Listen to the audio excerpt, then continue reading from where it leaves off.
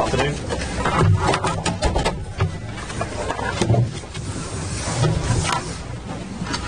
Go ahead, Dan. A good place to start, Ronald, if we may, is an update on the squad, on the injury front, and how the players are this week. Okay, we had a lot of international players, 17, 18, back today in training. Most of them really good, some with some little knocks out of the games what they played. Still the same players out of available for the weekend, like Koeman, of course, he's doing well. Funes Mori, Barkley, Lennon is not fit. Of course, Bolassi is a long-term injury. McCarthy is doing full of training, but it's too short to bring him. He will do some more training sessions. He will get game time next Tuesday in the under-23s, and then I think he's really back for the first team. Roy Keane was the latest, wasn't he, to have his say on James McCarthy, and I know he went away with the Ireland squad. How is his fitness, and did you have conversations with the Ireland squad before he went away about how he might or may not be involved? Well, first of all, I don't know what Keane said about the situation. I'm not interested in his comments. The player had a long time several problems physically, and we tried to solve that problem. And he's now back. The first time they did a good thing, not to use the player in the states of fitness what the player is. And okay, and we like to bring him back. It's a good boy. It's an important player for us. And but we don't take risk. And that's good for him, that's good for us, and let's hope that he will be totally fit and available for next weekend. How about the other players that returned? I'm thinking perhaps the likes of Gylfi Sigurdsson, who had very good international breaks. Do they bring back with them a sense of confidence which has been lacking?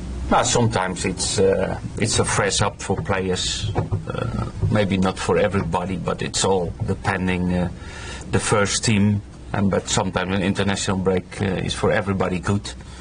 And of course, players like Gylfi qualifying for the World Champions, that gives always a good boost to the player, and that's important that they come back with a lot of positives. But we have also players with some negatives, not qualifying for the World Champions, and that's a different situation. On that note then, I'll ask you if I can about Holland. What is your take on the state of Dutch football? We lost quality. We lost quality in the competition in Holland. We lost quality. We don't have really the top European top players anymore. Robben was maybe the last, and he's stopping now for the national team. But yes, we have some really good talent players, and but the whole competition in Holland, young players, they go too fast abroad, and we need to change. We had a great time with a lot of big good players, and we dropped quality. And countries like Belgium and of course Germany, they changed it around it, and we need to react. But we will come back because we bring always good football players.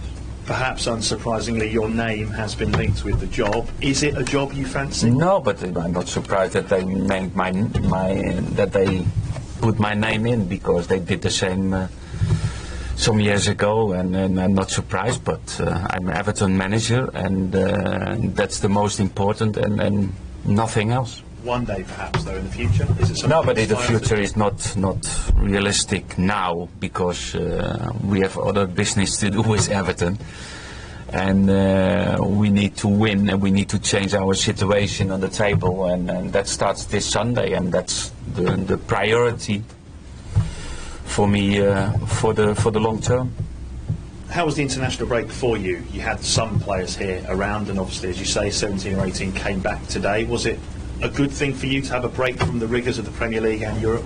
No, first of all, you like to have everybody available, but I think one reason is why we struggle is that we don't have really training sessions, and that starts already in the preseason. We did not have a normal preseason, and we had to play really fast, really competition to qualify for Europe, and the schedule it's so tough that you don't have really time to train and to improve, and we don't have one new player. We have 8 or 9 new players, and that takes time. That takes time, and for that I'm happy that we play on Sunday. That at least today we had a normal training session, and with a lot of attention and focus for the game of Sunday. Is there extra pressure on Sunday's match, the trip to Brighton, given the disappointing start to the season? Not for me. I think the pressure is always there in football, because you like to win, and you put yourself under pressure to win the game. And everything what is mentioned by press or what is outside of my hands, what I can't stop and I can't do about that. And the games are relentless, aren't they? I saw Gylfi Sigurdsson had described the next 3 as being potentially pivotal to your season, with Lyon in the Europa League, Arsenal, Chelsea. They come thick and fast, don't they? How challenging is that run going to be? Yeah, but it's not about what is coming after Sunday. The most important and the focus is on Sunday, and after that we know we need to play Lyon at home, but and every Premier League game is a tough one. It's not the name of the opponent. Ronald, how concerned are you by the defence? Because my math suggests you've leaked 18 goals in Premier League and Europa League. How big a concern? Not more than it was, because I know the games that we played, then you can concede that number of goals. And I think it's more a question to answer this question halfway the season, because we played against 4 title contenders, and then you can concede goals. How do you lift the mood? Because I imagine the mood can't be that good after the start and the home defeat by Burnley. Have you got a difficult management job at the moment?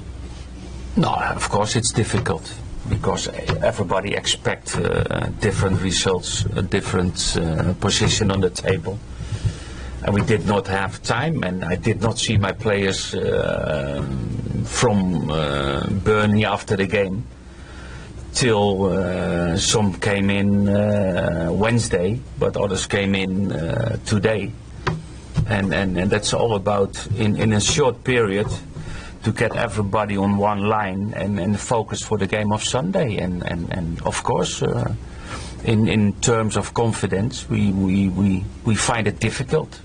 In the Burnley game we start really well, and one shot on target, it's 1-0 down, and it's a different feeling in the stadium and by the players, and that makes it even more difficult. But we know that, and we can turn around it because the players are working so hard. They deserved different results. Do you just have the confidence that even if it's a goal that goes in off somebody's backside, that you just need something to kickstart? Yeah, of course. You need a little bit luck. You need to score the goal out the first chances that will create. If you play against 10 in the Cyprus team, you get a corner kick or you get a free kick against. It's not the numbers of players they can score out of that, and that is what we need to change. And the fastest way to change that situation is do your job every day and be a professional and work hard and a feeling of belief together. Can I just finally ask what you expect from Brighton, newly promoted? I'm sure they'll be up for this game. They are really tough. I think they are doing really well. We analyze them. They have 2 wins out of the last 2 home games, against Newcastle and against West Brom, and it's a tough place to come. And what I mentioned before, it's not about the name of the opponent, because everybody is strong and can play good football. Ronald, and after the Burnley game, Farhad Moshiri came out and said that the Burnley defeat was the only unexpected loss so far this season. Given what you said about how tough the schedule has been. Would you agree with that? First of all, Burnley won away against Chelsea. Burnley had a draw away against Tottenham, and Burnley had a draw against Liverpool away. That's, I think, more clear than every answer. Okay, guys. Thank you. Thank you, Rob. Thanks.